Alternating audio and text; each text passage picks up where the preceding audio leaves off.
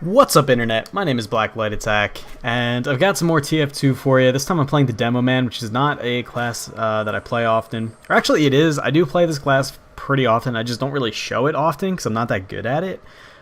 Despite the fact that I'm not that good at it, I actually have the second most time played as Demo Man, I believe. It's either that or Scout.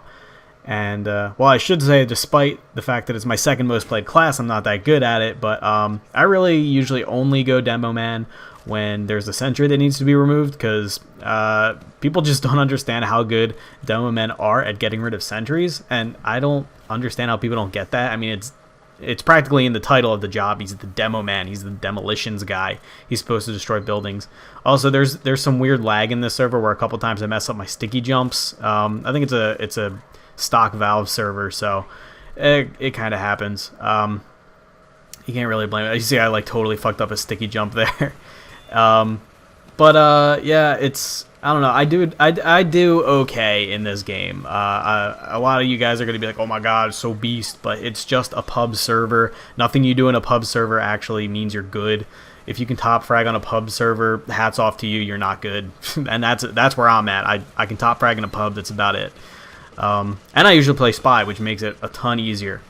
But anyway, yeah, I just decided to take a break from the Modern Warfare 3, and I actually recorded this game before Modern Warfare 3 came out, because since it came out, I've been playing pretty much nothing but. But today is the 11th, and well, it's still kind of the 10th for me, because I haven't gone to bed yet, because it's only like midnight. But I just got back from the midnight release of Skyrim, and I am excited to play that, but I can't. I can't play it right now. I've vowed not to play it because I need to work on Pokemon. I should have been working on Pokemon earlier in the week instead of playing Modern Warfare, but I was playing Modern Warfare, so yeah, I suck. I have no foresight like whatsoever. I just don't think about what's gonna happen in the future. And I do whatever I want, and it comes to bite me in the ass a lot, and this is one of those examples. I should have been working on Pokemon instead of playing fucking Modern Warfare, and now I don't have time to play Skyrim now that it's out. Because it's Thursday already, it's almost the end of the week, and I don't have Pokemon Episode 6 even started.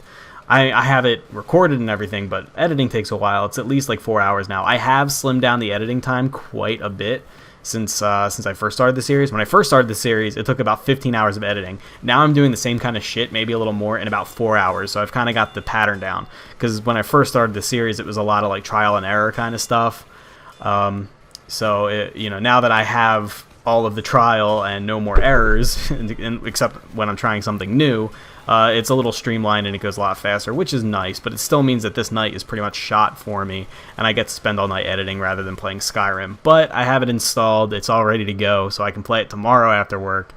And I bought the hard copy because, as I mentioned, if you follow me on Twitter, I really like having a physical copy of the game for some reason. I don't have anything against digital downloads. There are still plenty of games that are available for a retail physical copy that I downloaded on Steam instead, usually because of like a sale or something like that. But if I have the choice and there's really not much of a difference, especially when there's going to be a midnight release, so there's no time difference, then I'd rather have the hard copy. And I had the feeling from the beginning that Skyrim was going to be a midnight release, and I was right. And on top of that, I got this sweet map that comes in one of the first edition like the first certain amount of shipments is going to be a special edition, which will have the map included. It's just a map of the world of Skyrim. I'm not really sure what the region is called, but basically, I get a map, and everyone that pre-ordered it on Steam didn't. So, Gommel, chameleon? I think so. Yeah, I don't know. What else is there to talk about? I've been watching Game of Thrones. Game of Thrones is really fucking good. I know I'm late on that, but I actually read the first novel, and I needed something to read. I'd finished all Lord of the Rings. I was just a tad late on that by about like 60 years or something like that. And I decided I needed some more fantasy to read because I was still on this big fantasy kick, and I'd heard all of this Song of Ice and Fire, Game of Thrones kind of thing. So I was like, all right. Actually, I didn't even know that A Song of Ice and Fire and Game of Thrones were related. For those of you who don't know, Game of Thrones is the first installment in a series of books called A Song of Ice and Fire. It's very similarly to the way that Lord of the Rings is the series, and say Fellowship of the Ring is the first installment, just for example. So I picked it up. I didn't know that. I actually thought that they were like two separate entities entirely. But that's what it is, and it's by a guy named George R.R. Martin, who I think like really wants to be Tolkien. He even goes by the name that has two R initials in it. Obviously, you can't fake that, but I think it's kind of funny. Maybe he's doing it as like an homage to Tolkien or something. But in some aspects of the book, like it really feels like he wants to be Tolkien, but he just can't quite cut it because he's just not that good a writer. And here's the thing. Here's what I'll say in Martin's defense. He is really good at creating a world. Absolutely brilliant at creating a world. Like the fictional world that Game of Thrones takes place in is this medieval fantasy kind of thing. It's actually very similar in the beginning to like a realistic depiction of medieval real world.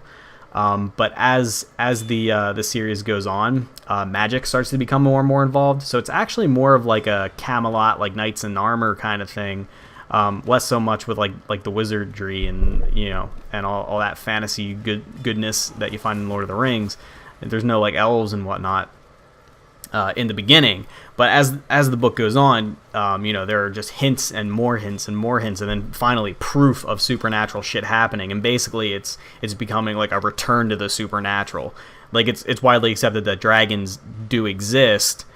Or did exist rather, but they're all extinct. And then towards the end, you're starting to think, well, maybe there are dragons. I'm not gonna lay down any spoilers or anything, but there's basically. So I'm watching the TV show, and I can't help but think it's just so much better than the book. And that's obviously my opinion. There's always going to be people that like the book better, and I'm usually one of those. I'm always all about the book over the movie, or the TV show, as it were. But this time, I really think that it lends itself much better to a TV show, and there's a reason for that. Martin does two things well. He does the world well. It's very creative, very inventive, and very... the premise is really well written, or really, really well conceived, is the word I'm looking for. It's really well conceived.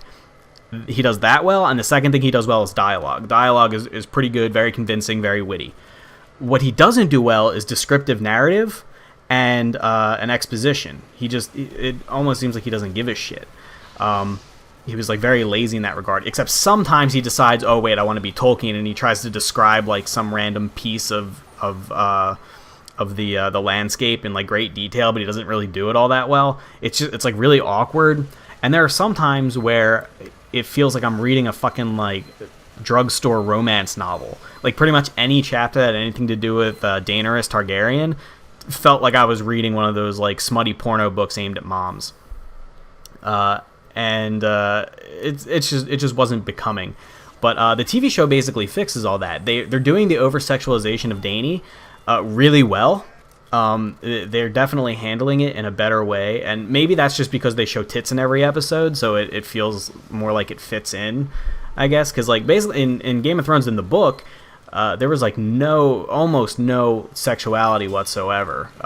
Maybe a little bit with like some of the bad guys, the Lannisters, but it really wasn't like a sexual book at all, except when Dany was involved, and the way that he used like euphemisms to describe the sexuality of Dany was just like incredibly cheesy. Like she's wed to this. For those of you who don't know, she's wed to a barbarian warlord, and at some point at the end of one chapter, the chapter ends on the note of the trembling wetness between her thighs. I was like, are you fucking serious? But anyway, the TV show actually does this stuff really well. It really handles things. Basically, what you lose in a film adaptation is the descriptive narrative, especially when it comes to describing landscape. Instead, you're like basically where Tolkien might spend, I keep comparing him to Tolkien, which isn't at all fair, but just for example, Tolkien will spend pages and pages and pages talking about the scenery that's laid out in front of the Fellowship, or whoever is the book is following at that point. But in a movie, you can't really do anything but show a shot. It's basically like one landscape pan shot, and then you cut back to the characters, and then all the focus is on the actors, not on the landscape, obviously. So that's one thing that's usually lost in film. So it's not really a big loss in Game of Thrones because he doesn't do that well to begin with. Same thing goes for internal dialogue and exposition and stuff like that. So anyway, if you guys haven't seen Game of Thrones, I highly recommend you check it out. If you're looking for a book to read, you can definitely do worse than that. But again, it doesn't come extremely highly recommended from me. But either way, the show is definitely worth checking out. Can't wait for season 2. Good talk. See you guys.